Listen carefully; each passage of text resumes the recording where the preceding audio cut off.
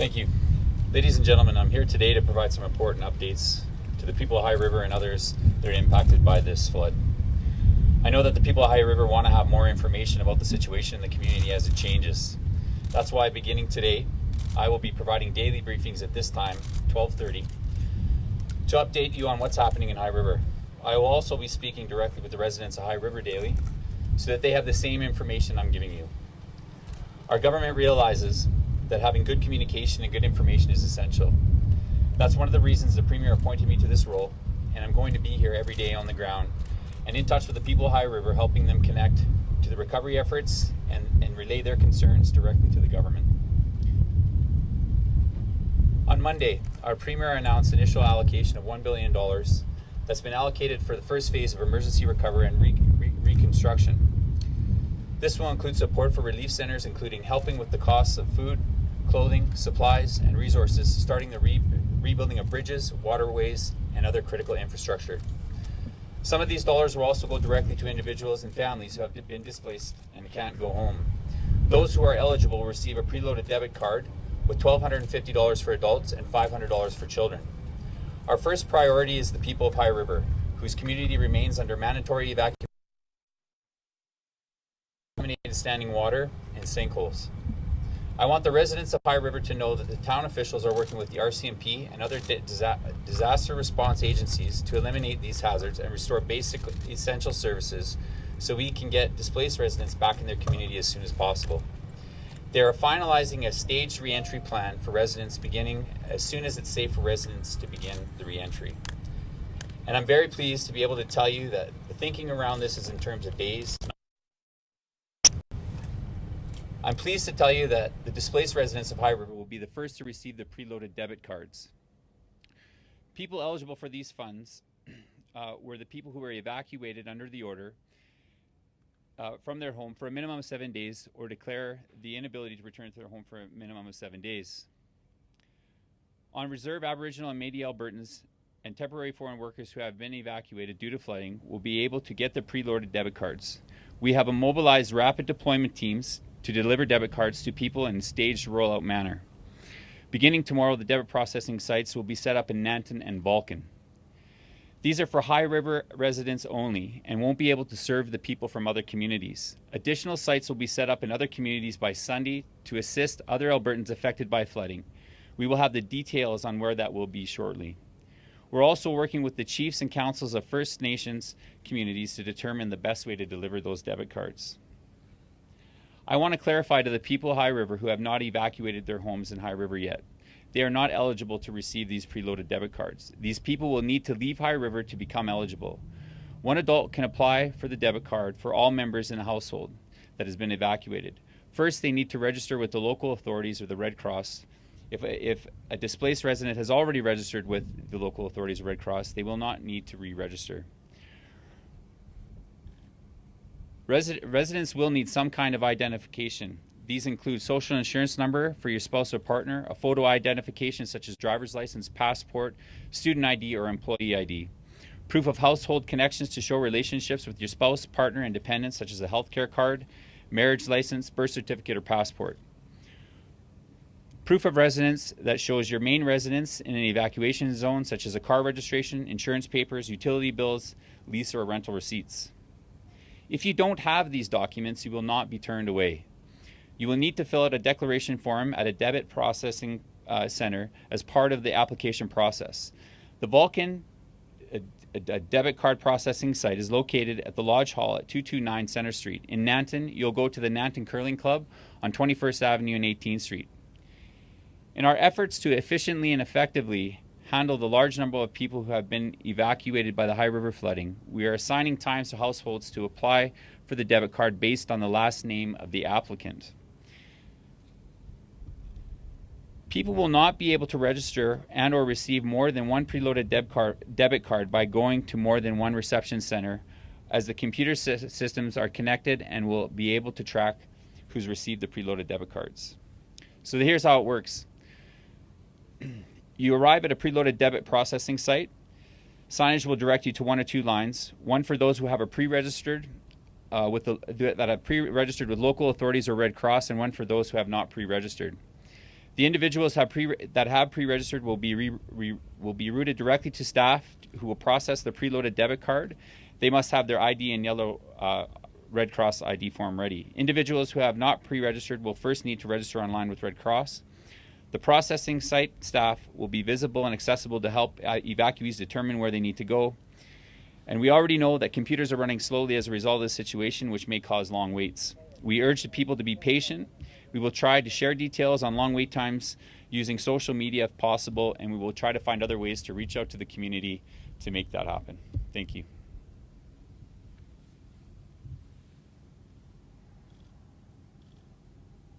Anybody questions or Absolutely, go ahead. So it's $12.50 per family, but you're saying the people in here have to leave. So are you essentially bribing people to get out of town? Absolutely not.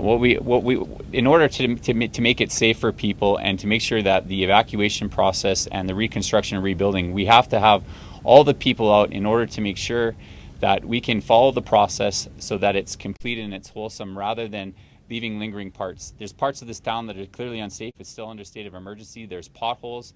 There's many invisible safety hazards outside of some of the things that we've heard mentioned. And we want to make sure that people are safe. But if they haven't left their home, they're not eligible for this at this point. Do you believe that amount of money is material to the people that have suffered hundreds of thousands of dollars of damage and more yet to come? Like, we're talking about basically coffee money. So when are we going to talk about the bigger issues? So absolutely, we're going to continue to talk about those things. This is just the first phase, and you're absolutely right. The people of High River and other areas of Alberta have been drastically affected by this, and we understand that. We're empathetic to that. So we're going to do everything that we possibly can, and this is just the first part of that. This has been announced like 2 or 3 days ago. This is announced, so is this something new? No, this is not new. This is just the announcement, and we're pleased that we're going to be able to start those debit cards rolling out starting tomorrow for the residents of High River, being able to receive it in Nanton and Vulcan. If we have to determine that there's other places that people need to pick those up, then we'll take a look at that. Will these debit cards eventually be made available for people who are homeless in, say, Calgary? So again, I'm pleased to say that the mayor has done an amazing job. To be standing here less than 7 days from an event, to be at the place where we're at, and the emergency people such as the RCMP, the Canadian military, the Emergency Response Management Agency from Alberta have been done an amazing job. And like I said, we're talking about a matter of days from being able to start. We're formulating a plan to where we can let people back in, which is hopefully going to ease some of this. And the mayor's done an amazing job on that. Mayor, would you like to comment on some of that? You didn't answer my question. I'm asking if these debit cards will be made available to people who are homeless in cities like Calgary. Sorry. I appreciate the question, but that's a bigger policy question around long-term social issues. And what we're focusing on right now is addressing the needs of people who have been evacuated from their homes and are looking for some temporary solutions so that they can cover some of those costs. And so we're focusing on that right now. I don't. It may become part of a longer-term solution. I have no idea, but we don't have enough resources right now to just make this a broad sweeping program. This is focusing on the emergency at hand. Talk about a phased strategy that starts letting people in. Can you tell residents when they can start hearing those dates or when they can start getting back to the Go ahead. Every day I'm speaking to residents in many different locations. I'm on the radio, and the biggest question I hear from residents is when, and that's been the most difficult question for us on Ground Zero here to be able to provide that. We're now able to get a little closer to that answer. We're talking days, we're not talking weeks. I think as soon as we get the exact time, we'll be rolling that out as well, because this is what's causing a lot of stress and anxiety for all our residents. I understand that, and we want to get them back in as quickly as possible into the town. And we also want to do it in a safe, systematic, and orderly fashion so that we don't create chaos in our community when we do return. The main lift station is now operational. We do not have all of our lift stations operating, but the main lift station is the key lift station, and the sewage problem is now beginning to improve immensely day by day here. Split it up in zones and start saying, okay, we're going to escort people on dry, safe roads to get these most popular people in and start integrating that way. You asked the same question yesterday, and it's the same answer today. We cannot allow people into our community till it's safe to do so. Still 300 people. The exact number that I had this morning is 327. So nobody's been allowed back in so far?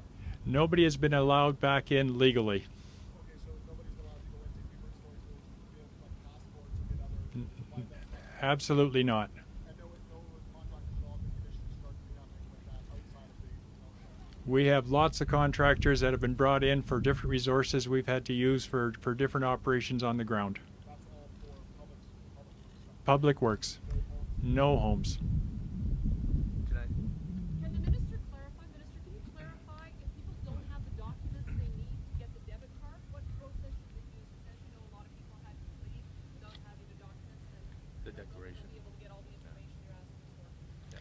Yeah, absolutely. They just need to show up based on the times and that they're allotted, and that's based on an alphabetical order, based on dates. And if they show up and just sign the declaration, they'll be able to access that debit card. For the mayor, yesterday you said at the last report you would start arresting people to force them out. Is that still on the book? I did not say that yesterday. Yeah. My understanding is the RCMP needs direction from council to do that. We do not desire to do that. We will be taking valuable resources away that we need those members to be doing other jobs rather than that one. Are you thinking of bringing in more resources and personnel to speed up the cleanup work with houses or the training or anything like that? We are continuing on that process, and where we need resources, we're bringing them in as we need them. How many people are working in town right now? That is a difficult number for me. I don't have that number at the top of my head, but it is a lot. I can confirm that provincially, every minister is working on the situation, not just here but across the province. And so I know, for a specific example, Minister Horn has made requests and has actually received offers from British Columbia, Saskatchewan, and Manitoba for health inspectors to help with this. We've called them out of the north, so we're calling resources into the province, and as the municipalities need them, that's where we send them. Minister Fraser, when you said it's day, you're talking about days, not weeks. Is that no, he also said.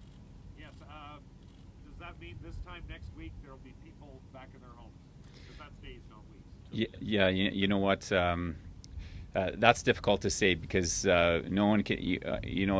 I'm not going to sit here and promise something based on whether the weather changes and/or we find some other hazard within the town. So, as the mayor continues his good work with the council and the other emergency service personnel, we'll rely on their timeline and their assessment of safety to make sure that it's primarily safe is the number one goal.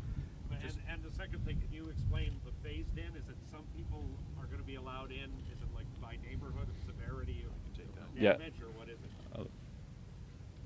I think you've got the last statement you made there is the correct one. We'll be doing an organized and safe approach to the reentry. The easiest method for us to handle that, and that's part of our reentry program, is looking at the areas of the community that have had the least damage to get those people in as quickly as possible. We'll be at the front end of the reentry program. If I could, I know that our residents, and it's not just here, are frustrated, and the comment was made, can't you move people in on safe roads into safe communities? But the assessments aren't necessarily done on those roads, and the presumption that they're safe it could be false. We have to make sure that they're safe. And to try and give a timeline, we're not dealing with a situation that's step-by-step assembly. We're finding new challenges. The municipality's finding new challenges every time they turn around. A new sinkhole, I believe, popped up just 2 days ago, which wasn't known. And if we had turned people onto a road that was presumed safe and somebody drove in and was killed because they fell 20 feet into a hole, that would be irresponsible and we would get a lot of criticism. It's not just the politicians that have to make those decisions. We rely on the information from the RCMP and our firefighters and emergency responders. And when they say it's safe to go, we'll roll people in as we can, but we've got to make sure it's safe. And doing anything else would be completely irresponsible. I've heard the town has been divided up into a number of places, 9 or so, and rating on best and worst. Can you say which neighborhood's the best and which the worst? No. We do have the town sectored out, but for different reasons. At this point in time, I'm not prepared to give residents an idea of where our safer areas are. I think most residents have access to Town of High River website by now. Those pictures have been streaming around. I have them posted in all our evac centers as well. And just by looking at the pictures, I think most residents can make probably an accurate assessment of where they are situated. Thank you.